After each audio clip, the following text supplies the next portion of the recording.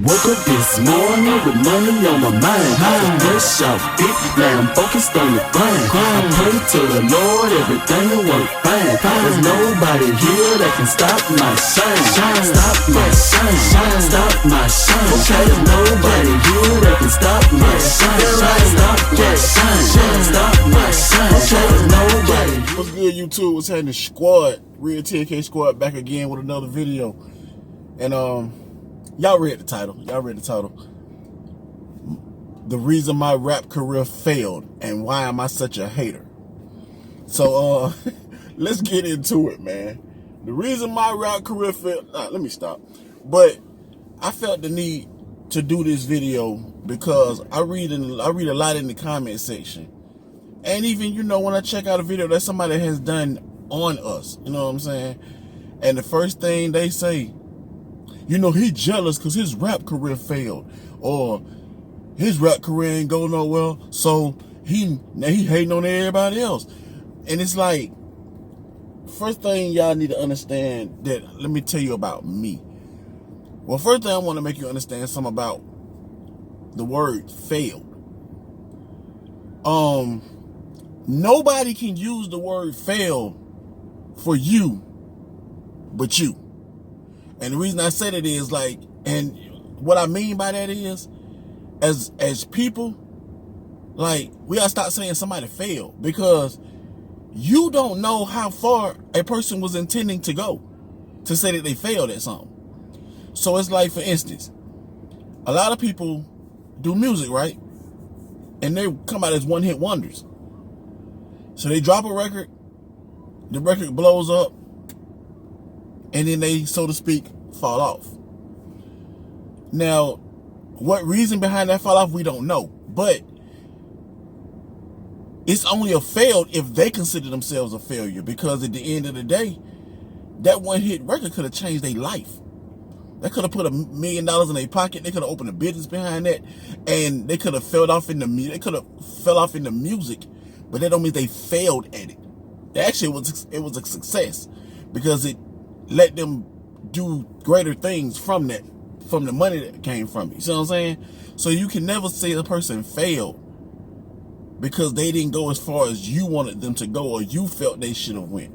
Now, my thing is, y'all don't even know me from the music. A lot of y'all. Some people do. Some people remember me from the music. But most of y'all on YouTube don't even know me from the music. So how can you say I failed at anything when I was doing something else before you even knew what the fuck I was doing? You know what I'm saying? And it'd be a lot of bitter women. And it's like, for you to say somebody failed at music, anything, that means you failing in life probably, because you bitter, you're angry. You wanna downplay what somebody else got going on. And never, when I critique a song or judge a person's video or song, never do I say they failed at something, or that they should be dropped from this, or now if I say the music sucks, then that's how I feel. The music sucks. For instance, y'all always talking about he hating on Queen Naja. Not one time have I judged this woman's talent as far as she has none. Now, have I said that she needs a vocal coach? Yes, she does, because everybody in the industry needs one, and she has even admitted it now. You know what I'm saying? But I never say she failed at something, because I don't know how to tell. For all I know, she might have wanted to come in, do one song, make a success out of that, get a record deal, and then quit. That's not a fail. That's a success for her then. So for a lot of people to say I failed at anything, you got to check what you got going on in your life first and make sure you ain't failing at nothing. But I didn't fail at anything, for one, because let's get into it. I never initially wanted to even be a rapper. Rapping was accidental for me. So for however much I did in music, it was a success to me because I didn't want to be a rapper. I never thought about being a rapper. People around me was doing music. Like I said, I was around before I even, you know, got around people like Lil Scrappy and Crown and all them. Coming out of school, in school, the first thing I used to tell my mom was, my mom had a garage. My mom and dad had a garage in their house. And I used to always say, I want to be a producer. I want to be a music producer. My mom and my dad always, gave me the opportunity to say, look, we'll help you do whatever you're trying to do. So they was going to actually take the garage and let me build a studio. How the fuck to build a studio at that time, I didn't know. I just know that's something I wanted to do, something I had the ambition to do, and I was going to figure it out. You know what I'm saying? I said I wanted to be in the music. I wanted to be a producer. I wanted to be a manager. I wanted to be in the business. I never wanted to be a rapper. I always wanted to be in the business. That's what my mind frame told me from day one, be in the business. Funny thing is, my play brother was always in the music business. He had a record deal back in the day. He was signed to Sony. Actually went on a tour with Tupac and everything. Got pictures, all that shit. You know what I'm saying? But that's neither here nor there, because it ain't about me. It's about him. But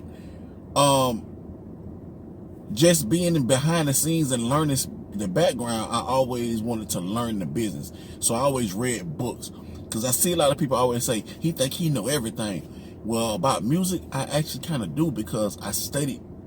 Before I ever rapped a song in my life, I studied so many books. I learned from so many people. So I engulfed knowledge everywhere I went. I just engulfed knowledge. And I think that's something you should do if you're trying to get into anything. If you're trying to get into being an entrepreneur and open a restaurant, I think you should read as many books as you can. Study from different people.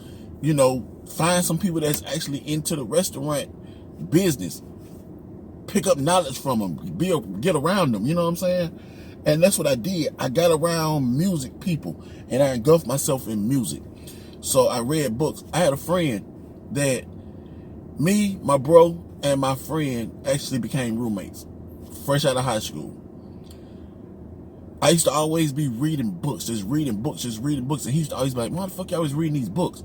I said, bro, you need to learn about the business, bro. He told me, man, I just want to rap. I don't give a fuck about all that. And it let me know that half these rappers are the same way. Most of them are famous and broke because they just want to rap. They don't care about the business.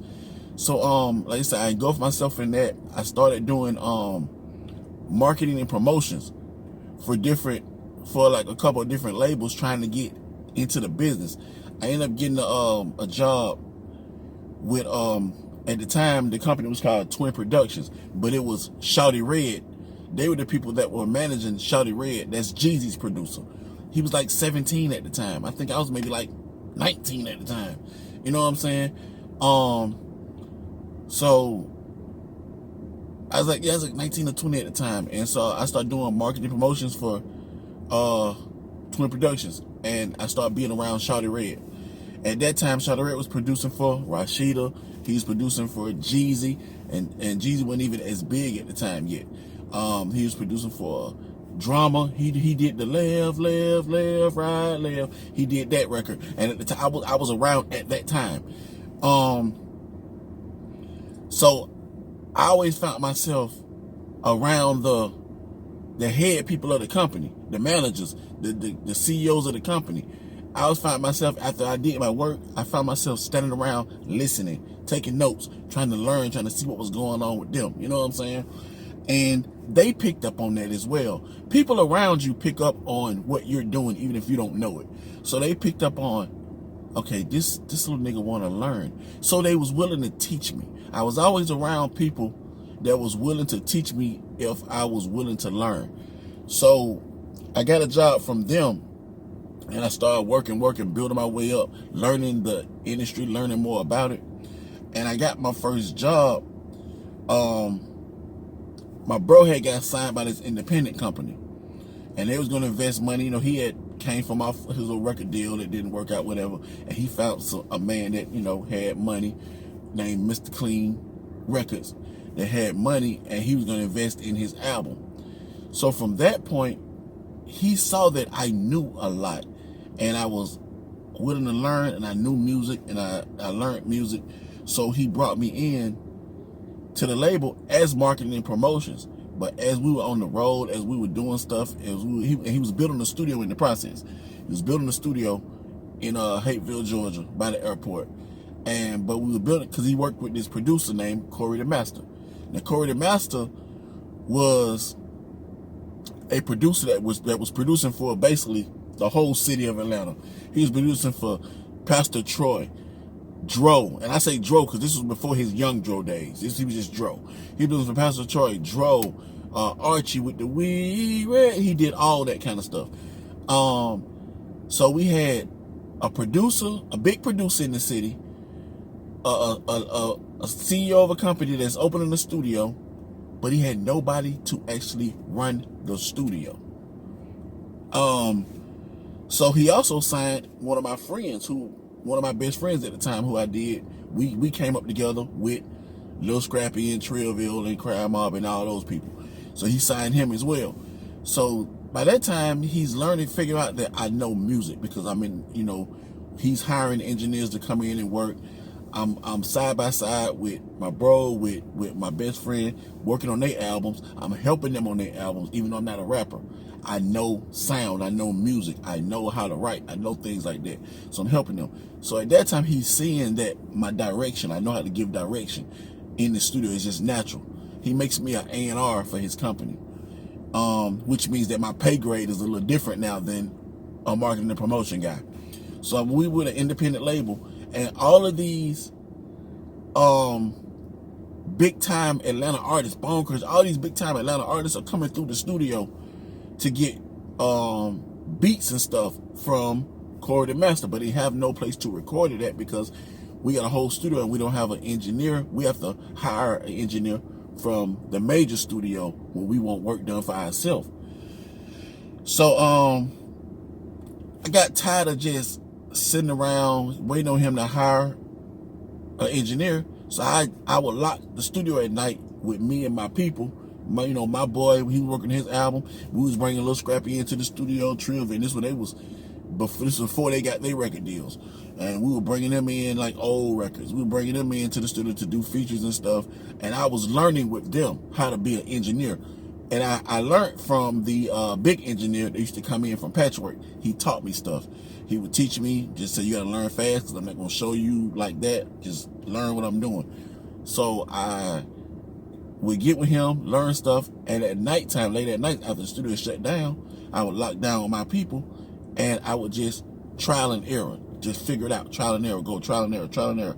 And as I'm going, just hours and hours in the studio, I'm training my ears to know what a quality record sounds like, the quality sound, how it pans to the left, how it pans to the right, what should be stacked, what shouldn't, where the vocals should be, where the tracks should be, what should be higher, what should be lower. And I'm training my ears, just sitting in the studio day and night, because whenever artists aren't in there, I'm in there as well, practicing with records that have already been recorded. So this was like about 2 months. I'm just sitting there, just working day and night in the studio. And to finally, I became good at being an engineer, to where we now didn't have to sell beats, just sell the beats and they go somewhere else. We could sell the beats in the A room, in the production room, and they can come back to the big room and record the beat and record the songs with me, and I could even mix them. You know what I'm saying? And it got to the point where I got so good at it that I taught this other little dude how to record and stuff, but he wasn't that good, and it was like it wasn't a connection that he had with the people. So whenever I wasn't there and they would come in to record, people like Pastor Troy and stuff, they would come in and record, and I wasn't there, they wouldn't want to record. Or the studio would tell them, look, I got my engineer back there, and they'll do recording, be like, man, where's he at? Where's Luch at? And that's what they call me. She's like, where's Luch at, man? We want him. And whenever I come back like the next day or two, they're like, dog, where the fuck was you at? So they would pay me extra to make sure I'm there for their sessions. You know what I'm saying? And these are documented things. Like, you can go to old albums of Ghetto Mafia and Pastor Troy and Raheem the Dream and Dro and Bone. These are old stuff like that. You can go to their albums and it's in the credits where I was the engineer on their sessions. So and when you work 8, 9, 10 hours at a time in the studio with somebody, you build a chemistry, you build a relationship, you know what I'm saying, with that person. So I made friends with these people. That's how once I started doing music, I was able to come back and get songs with several people, just for the fact that I made, a friendship with them, a working relationship with them in the studio. I was able to come back now and be like, man, can I get a verse? And they would give me it. I didn't pay for no verse that I ever did with a person. You know what I'm saying? That a person did with me. I never paid for it. It was all because of they was willing to do it because of who I was. They fuck with me.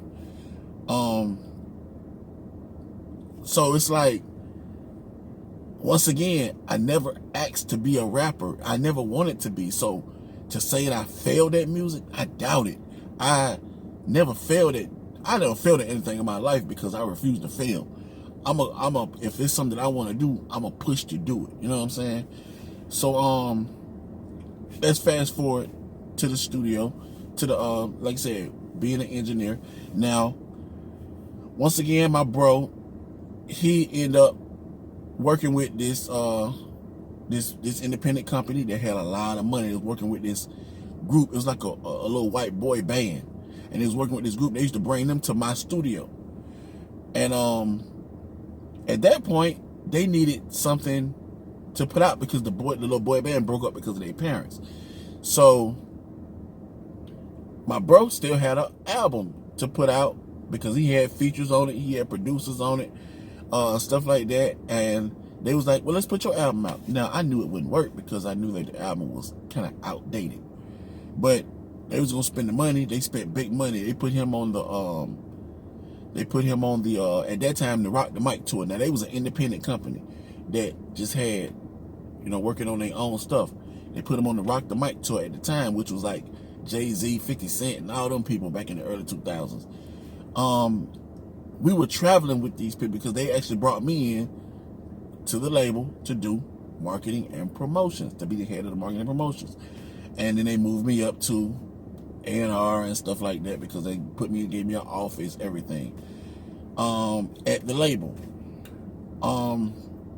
We knew it wouldn't work because I knew it wouldn't work. Everybody else thought it would work. They put a lot of money into this project, and the project went nowhere. It didn't sell, period. It's because I knew it was outdated music. So one day we were we built the studio. So one day we were in the studio, and I was listening to some stuff, and I ended up writing a song. I was writing a song, just messing around. And so as I was actually recording the vocals to the song, not for me. I was gonna write it for just, my bro, you know what I'm saying? And he, the CEO of the company came in and was like, hey, yo, that shit is hot. I didn't know you rap. I was like, I don't really. I just, I add inputs into people, to my people stuff and whatever. So I'm more like a producer than anything. So he's like, man, that shit hot. You need to put that out. I said, nah, I don't rap, man. So he said, what's that for? I said, it's for Trey. So we offered it for Trey. So they was going to pull his album off the shelf, add some new songs to it, repackage it, and put it back out. And I presented 2 new songs to him.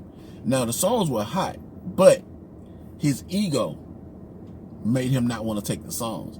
1, because it was from his little bro. 2 was because, anybody who look at you like, it's my little bro, they're going to look at you like, I'm better than you are. You don't even rap. You know what I'm saying? So he didn't want to take the songs from me. Everybody that came to the studio thought the songs were hot, but he didn't want to take them. So we never repackaged them. The album ended up not doing anything, and I ended up recording the song for myself. Now, we didn't know, the thing is, we never really did nothing with those 2 songs, to be honest with you. But I ended up recording another song that was called All Boom, and it came out in Atlanta. Now, that was a song that my homeboy DJ Threat was like our DJ. Now, that's the one who I told you he had a record deal already, and he actually was supposed to be. He actually was the person that helped build Lil Scrappy and Trillville as young teenagers. He was producing for them. We actually together blew up the record We Some Headbusters while Scrappy was in military boot camp. Well, he was in military school. He got in trouble as a kid. When Scrappy came home, he came home to a hot song. And then, you know, he ran off, got signed by Lil Jon, because Trivial got signed by Lil Jon first. And then they introduced him to Scrappy, and Scrappy ran off and got signed, and we didn't even know it. So he kind of ran off on us, but, you know, everybody let bygones be bygones and kept moving. We friends to this day. But, so the thing about it was like, we started working the music. So Threat would take my song to the clubs, because he worked in all the clubs at the time. And Threat would take my song to the clubs. And I went to the club after maybe like a month of him just playing the song, because he was like, bro, you gotta come to the club and see this. So I came to the club, and as I came in the club, the whole club was doing this little dance, little wave to the song. And I'm like, what in the hell? So at that point, it's like, when you have a song that's like, it's local. It ain't even outside the city yet. It's local. But every club is doing this damn dance that you didn't even really create. It was just created from the wave of the song. The sound of the song made people do that little and then when they go boom, the whole club, you know, stomping. It was crazy. But I think the radio station got E.T. I think he kind of created that little situation, and then everybody followed. So at that point, it was like, I did an open mic one night. And my CEO, you know, he was paying for me to be a special guest, not to just be in the open mic, but to be a special guest. So when I did the open mic, you know, Threat's little brother was a DJ too, Pee Wee. So Pee Wee was DJing. So when we came there, he said, we gonna perform or whatever. So Pee Wee was like, hey man, y'all need to perform that damn song. So my CEO was like, what song? He said, the Click song. So at that time, it really wasn't even my song. It was our Click song. I just rapped the first verse. You know what I'm saying? So my first time really even getting a song that was popping, it wasn't even my song, it was the group song. 3 of us on the song. So I said it was the Click song, but none of us were really rappers except for Threat was the DJ. I was just doing something. And then the other dude that rapped was LT. He was on the end. So it could have went either way. So what happened was, Pee Wee said, y'all need to do the Click song. So Frank is like, what Click song? He like, I said, man, it's a Click song we did together or whatever. We did it at the studio. So he was like, man, do the song. He said, man, that song got people going crazy. We did the song and the whole club was going crazy to this song. So he was like, we need to put our money in this shit. What the fuck are we doing? Because he was investing his money in a couple of other rappers that were on the label. And like I said, I wasn't even a rapper. So he was like, we need to put our money in this shit. So we went to DJ Threat and talked to him about it. Hey man, he want to put this song, invest money into me for the song. So Threat was like, cool, we'll make it your song. We'll be featured on it and we'll go with it. So the song got played on the radio. It was in the clubs. At that point, I'm a rapper. You see what I'm saying? Not even realizing that I'm a rapper, but I have a drive to do anything, to go hard at anything I do. So I got in the studio, start making music, start recording, start using my contacts of people that I fucked with personally, like Crime Up, Lil Scrappy, other people like that. They came to the studio. We started doing songs together, start building me a portfolio.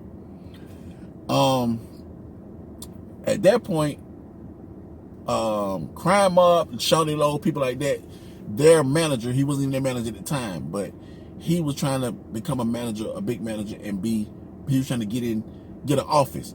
So we had my label had an office building. So we provided him with an office, and his job was to put me on tour and that's when Scrappy them first came out with We Some Headbusters. Trivia came out with Never Ever, Get On My Level, all that stuff. So my first time was going on tour was with them. And they were my friends. So it was easy, you know what I'm saying, we got a van, you know, put my face on it, all that stuff. We went on the road, we traveled all over the South and did shows. So I didn't have to pay to get on this tour, was to present myself into shows to other people to help build my name up, because we provided him with a service, he provided us with a service. And I would that's that's called a promo tour, when you're not getting paid yet for shows, but you kind of sometimes, most times you have to pay to go make yourself known to people. So in the process, I did this song called The Bunny Hop, and I did it with my friends or whatever. So it's like I said, you a rapper now. So I did that song, and then that song just really surprisingly went through the roof. That song went past Atlanta. That song started going all over the Southeast. First of all, it went all through Georgia. Then it started going all through the South, like other states: South Carolina, North Carolina, Alabama, Tennessee, Virginia. It started going everywhere. Alabama, everywhere. So we from that point on, it's like I said, you're a rapper now. It's still something that I never intended of being, but it's like you gotta go with it. Why not go with it? You getting, at the peak, I was getting $7,500 to $10,000 a show. You know what I'm saying? At the height. At the lowest point, we started at like $1,500 a show, moved up quickly to $2,500, moved up to $5,000. You know what I'm saying? Then it was, like I said, it was at the height, $7,500 to $10,000 a show. That's pretty much the highest I got at that time. You know what I'm saying? But who's gonna turn down $7,500 to $10,000 a show? And you're doing a show 4 days pretty much out of a week. From Thursday to Sunday, you're booked. You're doing shows. Cities like Augusta, Georgia, I was in them cities like every 2-3 weeks doing shows. You would stay getting booked. So it was like I said, you a rapper. So to say I failed at anything, I didn't fail at anything.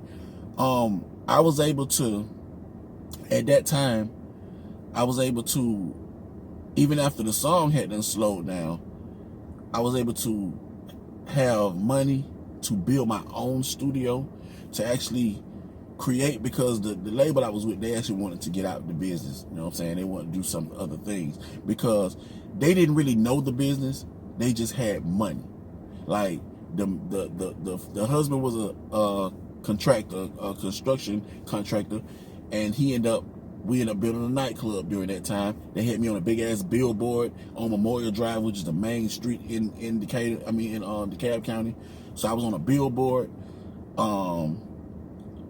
and he ended up building like one of the biggest nightclubs in the city, which the club didn't do that well because they didn't know how to run business. So he ended up building a nightclub. His wife was a oral surgeon, a dentist. So they didn't really know the music business. And a lot of times when you in business and you're spending your money, you're not gonna listen to what somebody else tell you. You're gonna spend it how you want to spend it, and that's pretty much what they did. They spent the money how they wanted to spend it, and they wouldn't listen to other people. So it kind of failed, and then they wanted to eventually get out of the business because we ended up having like a couple of different label meetings. They was about to sign me to Meth Hits Committee, but at the time, he had just had his record deal with Jive Records, and he had just signed Huey with the Pop Lock and Drop It. We went up to his office and everything. He was like, I want to sign you, but they only gave me room to sign 3 artists, and I already have a rapper in Huey, and then he had like a pop singer, and he had somebody else. So he was like, I want to sign you directly to Jive. I was like, I don't want to be signed directly to Jive. Jive don't even do rap music for real. I signed to Hits Committee Jive, but we couldn't really work it out. So he gave me his number. We kept in touch to actually see what we could make happen. We never could really make nothing happen. I had a couple meetings with Atlantic Records. That didn't work out well, and I was just like, fuck it, we're gonna be independent. I even had a meeting with I even was talking to Irv Gotti about having a meeting to go to Murder Inc. I already knew Lloyd. He was telling me already, don't do it. You know what I'm saying? So, and I already seen that was during the time when they was about to come up in they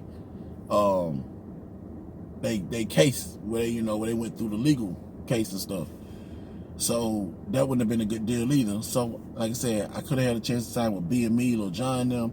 They tried to sign me like 3 or 4 times, but due to different circumstances, I knew the business, so I wasn't willing to do that. You know what I'm saying? So it was like, I never signed a major deal because I didn't want to be played. You know what I'm saying? I didn't want to be famous and broke. So I never took, you know what I'm saying? I never signed those deals or those situations. You feel what I'm saying?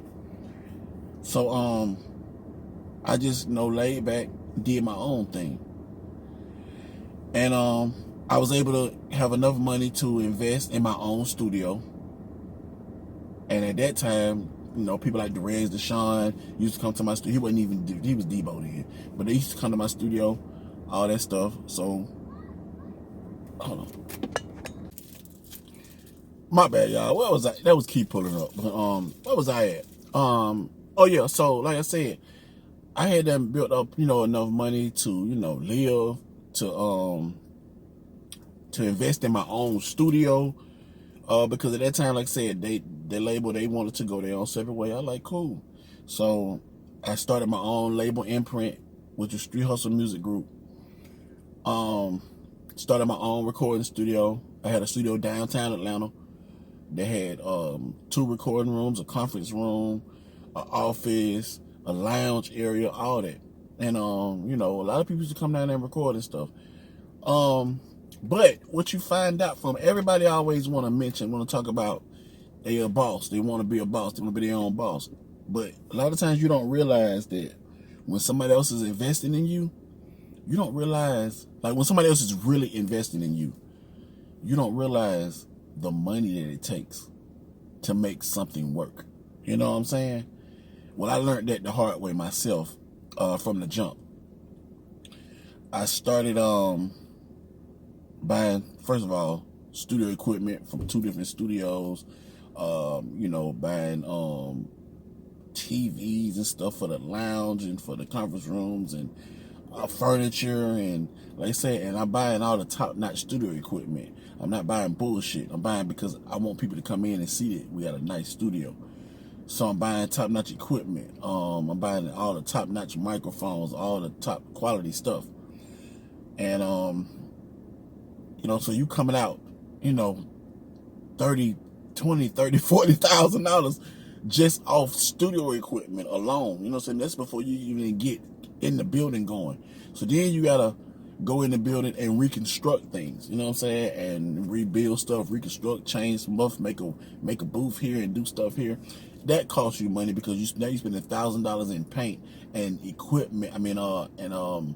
Different stuff from Home Depot, building material and stuff like that. This, like I said, this is before you even get in the studio. And my studio, I really didn't want it to be something that I was depending on people to come in and pay for studio time, because I didn't want that many people in my studio. That's how you get robbed and stuff like that. It happens all the time in Atlanta.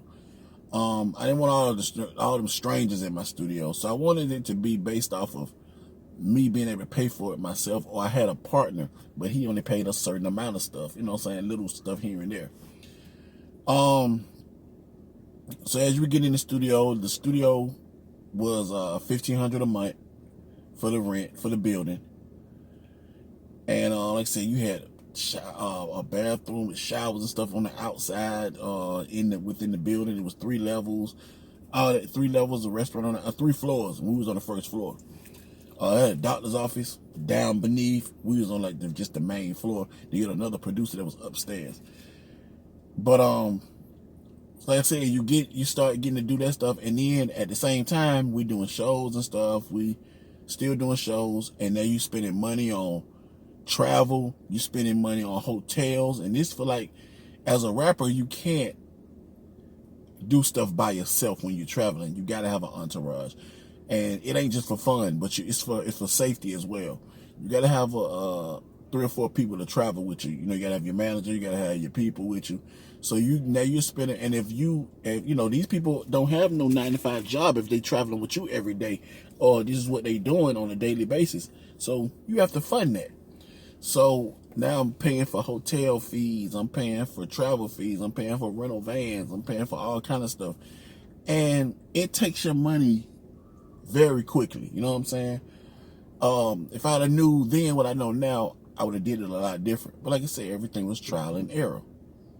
So you learn as you go with being your own boss. You know what I'm saying? So, and that's something I still can't say I failed at being a CEO of my own company and learning, it's something I can say that it was a learning process, and I learned. And if I ever had a chance to do it again, some people gonna be in trouble. I'm gonna kill it. You know what I'm saying? So like I said, y'all gotta stop using that word fail with people, period. Nobody can say they failed at something but themselves, because you don't know what it took for them to get to the level they at, and you don't know how far they wanted to go. They might even want to go that far. Like I said, I've never said Queen failed at anything, because I don't know how far she want to go in this business. You know what I'm saying? I say there's certain things that she do that's wrong, that could be fixed, that could be critiqued. And one thing y'all got to stop doing is, because you don't know how to do something, don't say that somebody else don't know what the fuck they talking about, because you don't know what the fuck you talking about. It's just like saying, if I say something about the music, and you be like, you don't know what the fuck you talking about, because you don't know what the fuck I'm talking about. It's like, study it and find out if I'm telling the truth about what I'm saying before you disagree with what I'm saying. But that's what people do. You know what I'm saying? But basically, that was just a little, story time.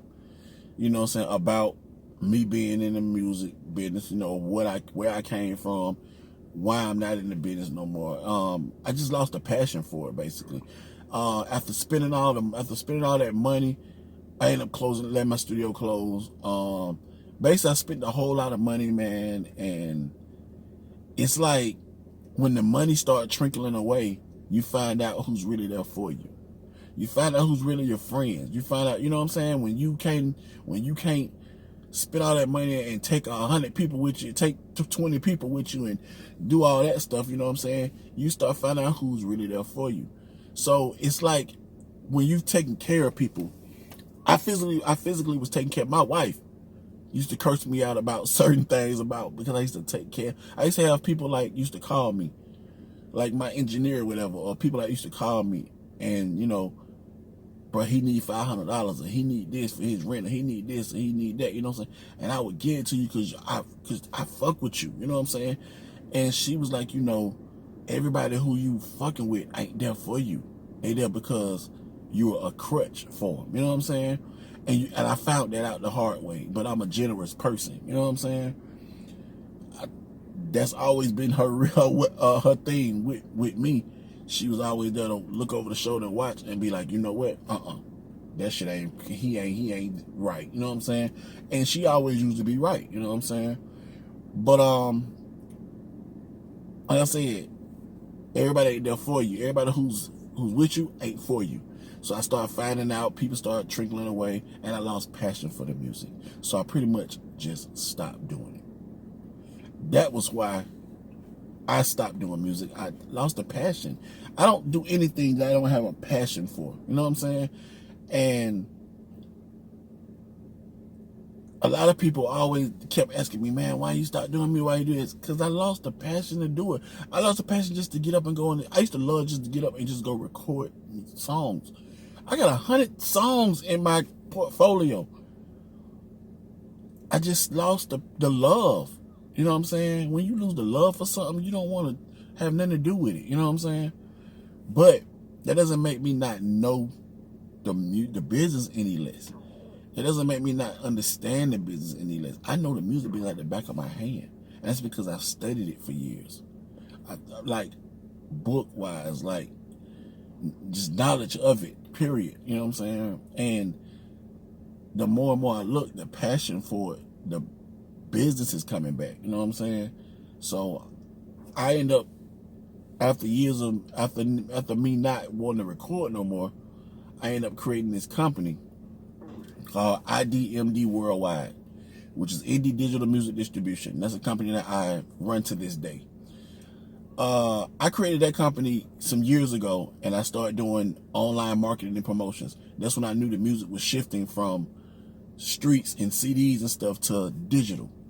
I was one of the first people that was actually helping artists get their music on stuff like Spotify and Apple Music when artists didn't even know how. When these rappers didn't even know how to get their song, they didn't even know about getting paid for their songs, whether for their music on Apple Music and iTunes and stuff like that. They didn't know that. I was helping artists become independent and get paid through my company. on that. I still have that company to this day. I still run it to this day. So we are a digital distribution company for artists. That's what I do right now. Hold on. All right, y'all. I was interrupted then.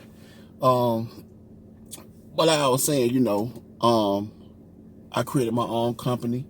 A lot of people, I always tell everybody I had my own company. And a lot of people, he ain't got no company. But through that company, I was able to get a promo deal where I was doing marketing for Young Dolph. I was doing promo for Cardi B before she signed her major deal. And I did marketing and promo for a lot of other independent and major artists. So that's how I was still generating income. And through that, I'm still generating income through my music, just on streaming. You know what I'm saying? Whether you like it or not, if you play it, I get paid for it. You know what I'm saying? So nothing to me is a failure. So I appreciate y'all for who keep my name in your mouth, that keep the hate coming and say that, I failed at something. I appreciate it. I'm gonna keep doing me.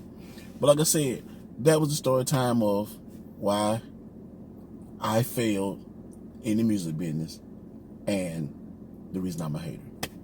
If y'all want more videos like this, man, y'all tune in, man. Y'all stay tuned and hit the comment section. Let me know, what y'all want to hear, man. And appreciate y'all for tuning in and listening. It's your boy Luch. Or your boy Travis. I'm out.